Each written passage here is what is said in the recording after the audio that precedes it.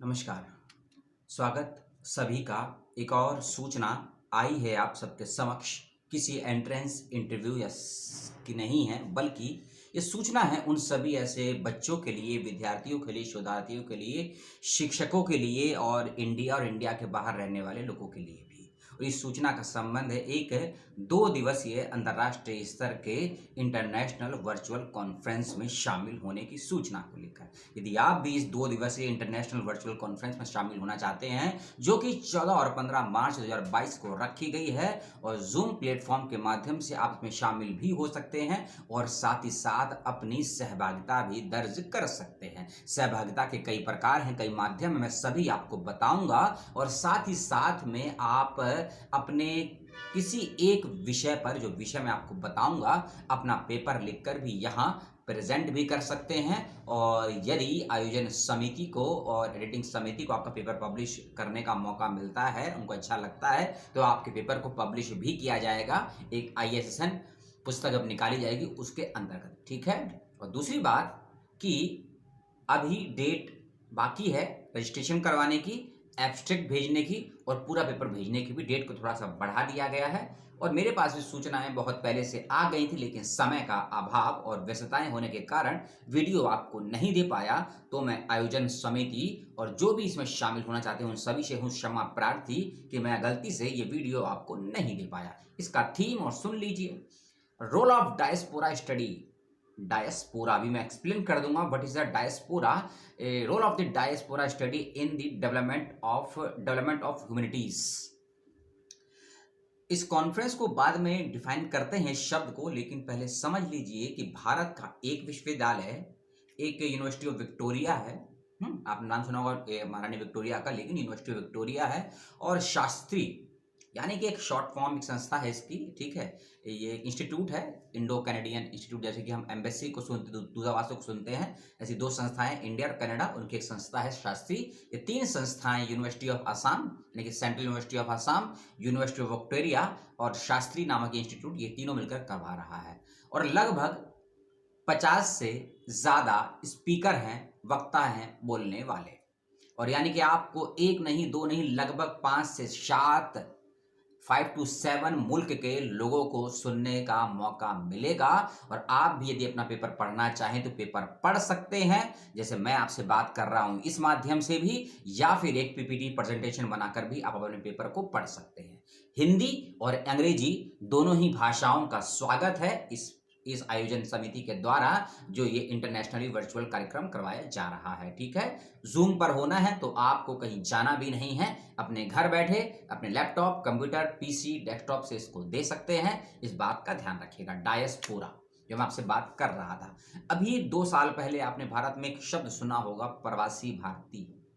सुना ना, प्रवासी भारतीय। और इस शब्द को आपने विश्व स्तर पे सुना होगा कि जब लॉकडाउन लगाया गया देश दुनिया में, कई मुल्कों में कोविड के कारण से लोग एक स्थान से दूसरे स्थान जाने को मजबूर हो गए या मजबूर किया गया, ये आलोचना का विषय हो सकता है। और इतिहास में डायस्पोरा का इतिहास, यदि आप थोड़ा सा गांधी को पढ़े होंगे, महात्मा गांधी, या आपने कभी पढ़ा होगा पहला गिरमिटिया गिरिराज किशोर जी का, तो उस संदर्भ में आपको ये शब्द कभी जरूर सुनाई दिया होगा, डायस्पोरा, प्रवासी। इसके भी 2 प्रकार होते हैं मूल रूप से। एक होता है प्रवासी साहित्य और एक होते हैं प्रवासी मजदूर। यानी कि एक मुल्क से दूसरे मुल्क में जब कोई व्यक्ति किसी कार्य के लिए जाता है, चाहे शिक्षा हो, चाहे रोजगार हो, या वहां रहने के लिए हो, उसको हम एक तरह से प्रवासी लोगों की श्रेणी में रख देते हैं। एक दूसरे शब्द भी आपने इसको सुना होगा, NRI, नॉन रिलायबल इंडियन। और भारत में तो प्रवासी दिवस भी मनाया जाता है 9 जनवरी 1915 को, क्योंकि गांधी जी आए थे, विदेशी धरती से भारत में उनका आगमन हुआ था, तो 9 जनवरी को हम प्रवासी भारतीय दिवस भी मनाते हैं, ठीक है। तो ये थोड़ा थोड़ा इसका मोटा मोटा परिचय समझिए, प्रवासी डायस्पोरा क्या होता है। हाँ, दिल्ली में एक विश्वविद्यालय है, अंबेडकर विश्वविद्यालय, स्टेट यूनिवर्सिटी है, दिल्ली की है, ठीक है। उसके अंदर भी एक प्रवासी साहित्य विभाग है। सेंट्रल यूनिवर्सिटी ऑफ गुजरात में भी एक डायस्पोरा विभाग है। महात्मा गांधी अंतर्राष्ट्रीय हिंदी विश्वविद्यालय में भी एक प्रवासन, एक डायस्पोरा विभाग है। तो डायस्पोरा के बारे में इन विश्वविद्यालयों की वेबसाइट से आपको अच्छे से समझ में मिल जाएगा जानकारी। और लेकिन फिर भी समझ में ना आए तो कमेंट करके आप मुझसे पूछ लीजिएगा, डिटेल में आपको समझा देंगे, ठीक है। अब यूनिवर्सिटी ऑफ आसाम यानी कि सेंट्रल यूनिवर्सिटी ऑफ आसाम ये इसको शामिल करवा रही है इसको आयोजन समिति में। यूनिवर्सिटी ऑफ विक्टोरिया आपको पहले ही बताया मैंने, और शास्त्रीय इंडो कनाडियन इंस्टीट्यूट जो है वो भी इसमें शामिल है। ये 3 संस्थाएं इसको मिलकर करवा रही हैं और बहुत से अच्छे वक्ता हैं, जैसे कि मैंने आपको पहले ही बताया था। अब मैं आपको इसके सब टॉपिक्स को बता देता हूं, फिर मैं आपको इंपॉर्टेंट डेट्स, फीस, कैसे कब नामांकन करना है और कैसे अपने आर्टिकल एब्स्ट्रैक्ट को भेजना है, उसका मैं आपको पूरा फॉर्मेट बता दूं। पहले आप थीम्स को नोट कर लीजिए। हिस्ट्री ऑफ माइग्रेशन, डायस्पोरा के साथ ही शब्द जुड़ा होता है माइग्रेशन। कह लीजिए कि माइग्रेशन और डायस्पोरा एक दूसरे पर निर्भर हैं, या कह लीजिए कि अन्योनाश्रित हैं, एक दूसरे से संबंध है, सह संबंध है। बिना कॉपरेशन के या बिना कॉपरेट के माइग्रेशन और डायस्पोरा का इतिहास अधूरा सा आपको लगेगा। इसीलिए पहला इसका टॉपिक है हिस्ट्री ऑफ माइग्रेशन। दूसरा थीम टॉपिक है इसका migration and gender perspective. Gender, male और फीमेल की बात हो रही है, देखिएगा उस जेंडर की बात नहीं हो रही है जो जेंडर भेदभाव पैदा करता है। इस जेंडर में मेल और फीमेल है। माइग्रेशन एंड जेंडर पर्सपेक्टिव तीसरा है इसका topic. Indo Canada connection of migration, Bharat और कनाडा। और आप जानते होंगे कि आधा पंजाब कनाडा में रहता है, जानते हैं ना इस बारे में? आप नहीं जानते हैं तो बहुत सी मूवीज में दिखाया गया है। तो समझिए पंजाब की धरती के लोगों का कनाडा में जाने के बाद कि क्या वहां का रहन सहन, वहां का कल्चर, वहां की लैंग्वेज, वहां की शिक्षा, वहां की बिजनेस, वहां का माइग्रेशन, वहां का टूरिज्म, इतने अलग अलग पर्सपेक्टिव में आप इस टॉपिक के इस थीम को एक्सप्लेन कर सकते हैं, Indo Canada connection of migration. ठीक है, अब इस माइग्रेशन को आपको जोड़ना है तो 1947 के बाद जोड़ दीजिए, उससे पहले जोड़ दीजिए, 1869 से भी जोड़ सकते हैं इसको आप, गांधी से पहले, है ना, 1869, जो आपको ठीक लगे। एक और टॉपिक है इसमें मुस्लिम माइग्रेशन। और हाँ, किसी भी टॉपिक या थीम को आप रिलीजियस, लैंग्वेज या फिर किसी और पॉइंट ऑफ व्यू से मत देखिएगा, क्योंकि आप शोधार्थी हैं और शोधार्थी का एक शर्त होती है, एथिक्स होता है कि उसको निष्पक्ष होना बेहद जरूरी होता है। और यदि आप शोधार्थी मानते हैं अपने आप को, तो आपकी कलम, आपकी दृष्टि, आपकी सोच यदि निष्पक्ष नहीं है, कलम को तोड़ दीजिए, कागज को मोड़ दीजिए और अपने आप को कहीं दफना दीजिए, ऐसा मैं मानता हूं। अब अगले विषय पर आते हैं। टॉपिक है इसका मुस्लिम माइग्रेशन एज रेफरेंसेस इस narrative, interview and case studies. यदि आप कभी सोशल साइंस के बच्चे रहे होंगे या अभी भी होंगे, उसमें भी अगर एजुकेशन के होंगे, सोशल वर्क के होंगे, सोशोलॉजी के होंगे, स्टैटिक्स के होंगे या फिर इंटरडिसिप्लिनरीज के होंगे, वहां एक शब्द सुना होगा आपने, केस स्टडीज। जब किसी बड़ी समस्या का समाधान हम खोजना चाहते हैं या किसी बड़ी समस्या के इतिहास में हम जाना चाहते हैं, तो हमें कई व्यक्तियों का, कई संस्थाओं का, कई स्थानों का फील्ड में जाके सर्वे करना पड़ता है, केस का अध्ययन करना पड़ता है, घटनाओं का अध्ययन करना पड़ता है। और इसी प्रकार की घटना का संबंध एक विषय से जोड़ा गया है, मुस्लिम माइग्रेशन एंड रिफ्लेक्शन नैरेटिव। इसमें 3 चीज है, narrative, interview and case studies. तीनों ही दृष्टि के आधार पर, तीनों ही पॉइंट ऑफ व्यू से, इंटरव्यूज और नैरेटिव और केस स्टडी के आधार पे आपको डिफाइन करना है मुस्लिम माइग्रेशन एज रिफ्लेक्शन। ठीक है, और सभी टॉपिक को मैं डिस्क्रिप्शन बॉक्स में भी डाल दूं। एक टॉपिक और है इसमें, बड़ा ही संवेदनशील टॉपिक है ये, Dalit and their migration and narratives. Dalit and their migration and narrative, इस विषय पर कलम चलाने से पहले थोड़ा अध्ययन करना होगा आपको, साहित्य का, सोशोलॉजी का, हिस्ट्री का, इकोनॉमिक्स का, टूरिज्म का और इंडियन या किसी भी कंट्री जहां भी आप रहते हो, जहां भी आपको समस्या दिखती हो ट्राइबल्स की, वहां की पॉलिटिक्स का। बिना इन सभी पर्सपेक्टिव को जाने समझे वैज्ञानिक दृष्टिकोण के साथ निष्पक्ष तरीके से आपकी कलम नहीं चलाएंगे तो आप पेपर नहीं लिख पाएंगे, बेशक आप चाहे कुछ और लिखने में समर्थ हो, बेशक हो। अगला टॉपिक है इसमें marginalized voice and migration stories.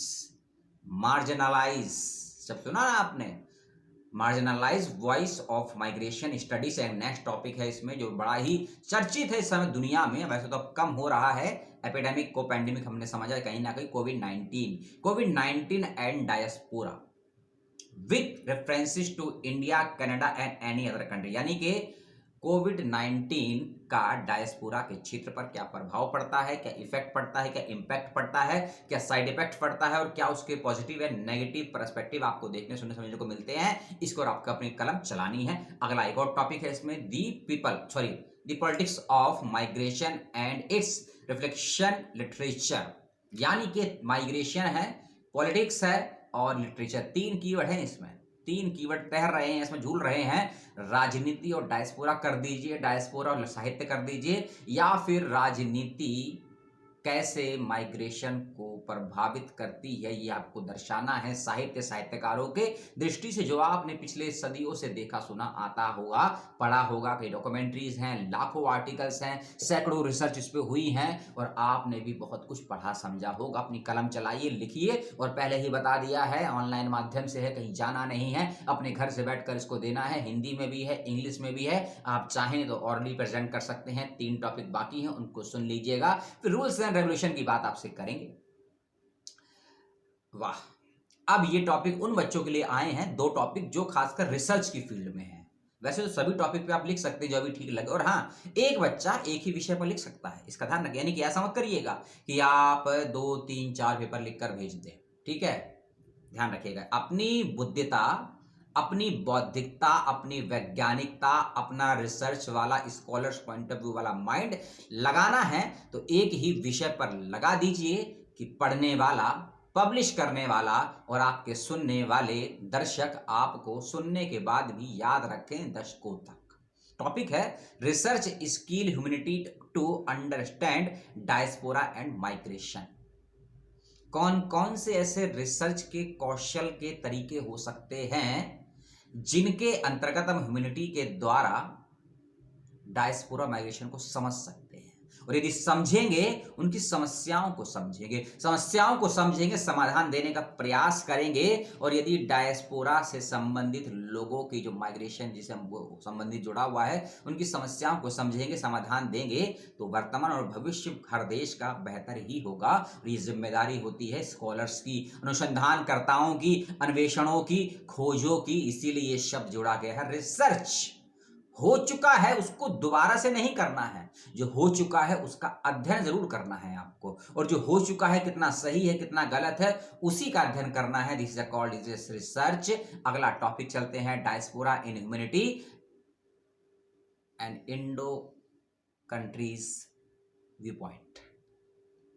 यानी कि ह्यूमैनिटीज को क्या बोलते हैं? मानवता। और डायस्पोरा को क्या बोलते हैं हम लोग? प्रवासी। इसको बोल लीजिए कि प्रवासी मानवता। यानी कि अभी डायस्पोरा में किसी एक कंट्री का जिक्र तो है नहीं, 2 कंट्री के हैं इसमें, ठीक है। और आपको बताना है इंडो के पर्सपेक्टिव से, इंडो यानी कि भारतीय परिप्रेक्ष्य आपको समझाना है, अपना पॉइंट ऑफ व्यू भी दे सकते हैं, किसी अन्य लेखक का, अन्य राइटर का, अन्य विद्वान का, अन्य किसी सोशल वर्कर का, वैज्ञानिक का दृष्टिकोण आपके पास यदि है, उस पॉइंट ऑफ व्यू से भी अपनी बात को एक्सप्लेन कर सकते हैं। Diaspora in humanity and Indo country view point last point है इसमें। इन टॉपिक्स के अलावा, इन थीम्स के अलावा, यदि आप diaspora, migration and development, diaspora, migration, development, 3 keywords को पकड़िएगा। इन 3 कीवर्ड्स को शामिल करते हुए अगर यदि आप किसी और विषय पर लिखते हैं, उस विषय पर पेपर भी स्वीकार किया जाएगा, एक्सेप्ट किया जाएगा, ठीक है। ये टॉपिक मैंने आपको बताए। यदि किसी टॉपिक को सुनने में, समझने में तकलीफ, दिक्कत, परेशानी आई हो, कमेंट करके पूछ लीजिएगा, और सभी टॉपिक को मैं लिख दूंगा डिस्क्रिप्शन बॉक्स में। अब कुछ मैं आपको रूल्स को समझा देता हूं। वैसे मैंने कहा ना कि डेट आगे बढ़ा दी गई है, ऐसा मुझे लगता है, क्योंकि जिन्होंने मुझे इसके बारे में सूचना दी उन्होंने ही बताया कि 5 मार्च तक पेपर का एब्स्ट्रैक्ट भेज सकते हैं और 8 मार्च तक फुल पेपर भेज सकते हैं, ठीक है। 5 मार्च तक एब्स्ट्रैक्ट, 8 मार्च तक फुल पेपर, और ये वर्कशॉप या वर्चुअल सेमिनार हो रहा है 14 और 15 मार्च को, ठीक है। एक ईमेल आईडी, 2 ईमेल आईडी दूंगा आपको डिस्क्रिप्शन बॉक्स में, ठीक है। jaykushal9091@gmail.com और moreRoshan इन ईमेल आईडी पर अपना पेपर आपको भेजना है। इनको भी मैं डिस्क्रिप्शन बॉक्स में लिख दूंगा। एक गूगल फॉर्म का लिंक भी आपको दूंगा, उसको भर दीजिएगा। यदि गूगल फॉर्म का लिंक ओपन ना हो या ईमेल आईडी काम ना करे तो उसकी विकल्प में कुछ फोन नंबर भी आपको दे दूंगा जिनसे आप संपर्क कर सकते हैं, ठीक है। और क्योंकि जो नोटिफिकेशन है ना उसमें 25 फरवरी है एब्स्ट्रैक्ट की डेट, और 28 फरवरी है फुल पेपर भेजने की डेट। जैसा कि मैंने बताया कि मुझे जानकारी मिली है कि डेट्स को आगे बढ़ा दिया गया है, ठीक है। तो इस बात का ध्यान रखिएगा, और अधिक जानकारी के लिए संस्था के लोगों से बात करिएगा, जिनका मैं फोन नंबर, ईमेल आईडी आपको दे दूंगा। एब्स्ट्रैक्ट 200-250 वर्डों में लिखकर आपको भेजना होगा, मैंडेटरी है ये, चाहे हिंदी में लिखें या इंग्लिश में लिखें, 200 से 250 शब्द में, यानी कि 1 से सवा पेज में अपना एब्स्ट्रैक्ट लिख के भेज दीजिएगा, क्योंकि कार्यक्रम से पहले, वर्कशॉप से, इस कॉन्फ्रेंस से पहले आपका एब्स्ट्रैक्ट पब्लिश यदि होगा बुकलेट में, तो उसका भी आपको बेनिफिट मिलेगा। एब्स्ट्रैक्ट के साथ साथ अपने रिसर्च पेपर के 5 to 6 कीवर्ड जरूर दीजिएगा। कीवर्ड्स नहीं मालूम है, कमेंट करके पूछ लीजिएगा या गूगल पे सर्च कर लीजिएगा, आपको मालूम चल जाएगा। फिर भी ना मिले तो कमेंट करके आप मुझसे पूछ लीजिएगा, ठीक है। और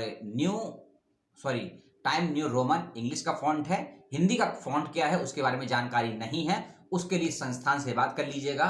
और एक बात का ध्यान रखिएगा, रेफरेंसेस का, संदर्भ का, और संदर्भ देते वक्त में याद रखिएगा जो एपीआई का लेटेस्ट फॉर्मेट है 7, 5 और 3 का यूज मत कीजिएगा एपीआई में, क्योंकि एपीआई के कई फॉर्मेट होते हैं। तो एपीआई 3 और एपीआई 5 का भी बहुत सी संस्थाएं अभी इस्तेमाल करवा रही हैं, बच्चे करते हैं, लेकिन आपको एपीआई के न्यू एडिशन या लेटेस्ट जो उसका फॉर्मेट है एपीए 7 उसका यूज करना है, इस बात का भी ध्यान रखिएगा, ठीक है। विशेष रूप से, और जैसे कि मैंने आपको बताया, अपने प्रेजेंटेशन को आप ऑरली, जैसे मैंने आपसे बात की, एक पॉइंट बनाइए, एक पेपर पे अपना सारा पॉइंट लिखिए और एक्सप्लेन कर दिया पेपर को। ऐसे भी पेपर को पढ़ सकते हैं, नहीं तो एक पीपीटी बनाकर, पावरपॉइंट प्रेजेंटेशन बनाकर अपने पेपर को भी एक्सप्लेन कर सकते हैं, और 10 से 12 मिनट का आपको समय दिया जाएगा, ठीक है।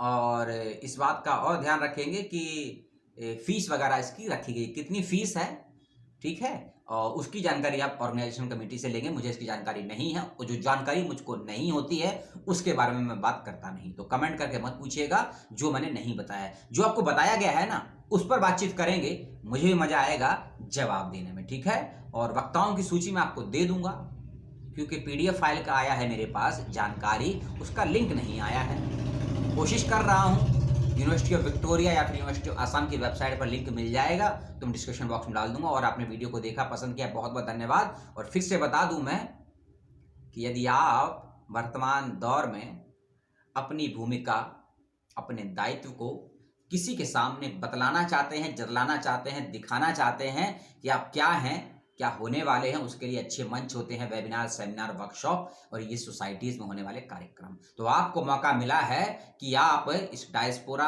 आप बेशक स्टूडेंट ना हो डायस्पोरा के, आप स्टूडेंट तो हैं, आपने डेवलपमेंट, विकास के बारे में बहुत कुछ सुना होगा, कोविड के बारे में बहुत कुछ सुना होगा आपने, प्रवासियों के बारे में सुना होगा आपने। तो इन सभी विषयों को दिमाग में रखते हुए जो टॉपिक आपको बताए हैं, कोई ना कोई तो आपने कोई पढ़ा समझा होगा, सुना होगा, नहीं तो पिछले 5-6 महीनों के अखबार देख लीजिए, न्यूज़पेपर देख लीजिए, बड़े बड़े हुए डिबेट डिस्कशन देख लीजिए, आप इस टॉपिक पर अच्छे से लिख सकते हैं, प्रेजेंट भी कर सकते हैं, ठीक है। तो 14-15 मार्च 2022 को होने वाले इस 2 दिवसीय इंटरनेशनल कार्यक्रम में सभी होइए शामिल, जो कि university of Victoria, university of Assam और इंडो करेंट इंस्टीट्यूट मिलकर करवा रहा है। और आप सभी का बहुत बहुत धन्यवाद अपना समय और सवाल देने के लिए। मिलता हूं नेक्स्ट एक और सेमिनार की वीडियो को लेकर, जिसका रजिस्ट्रेशन बहुत जल्दी खत्म होने वाला है। नमस्कार, जय हिंद, सलाम।